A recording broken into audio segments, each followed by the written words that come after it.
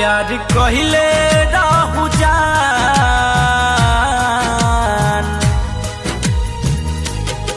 प्यार कहिले रहू जान, काहे चल गइलू। प्यार कहिले रहू जान, काहे चल गइलू। कवन याबा दबहरी रखियावलस हे जान तू बदल गइलू।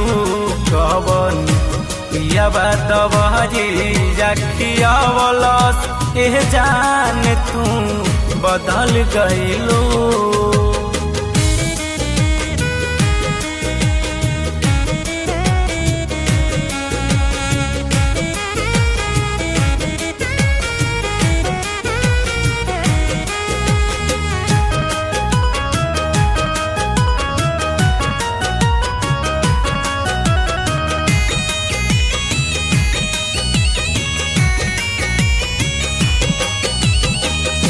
भइल मोहब्बत तोहसे काची उमर में, तू तो भुलाई गइलू सोनाबा के घर में।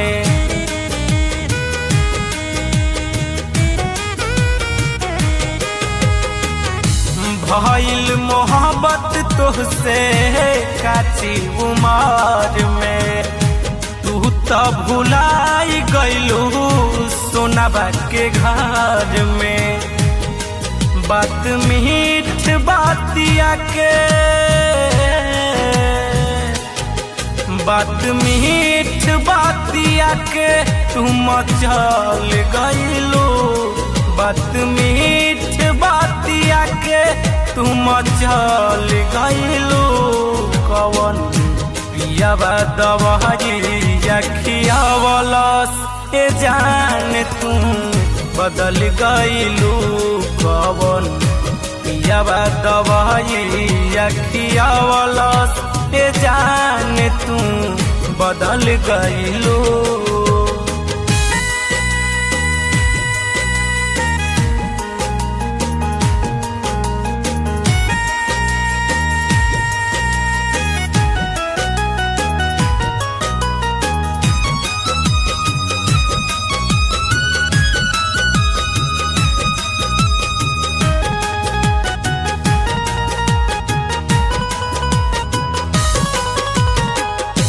पियावा के प्यार पाके भूल गइलू यार के, बीच मझधार छोड़लू बिट्टू बेयार के।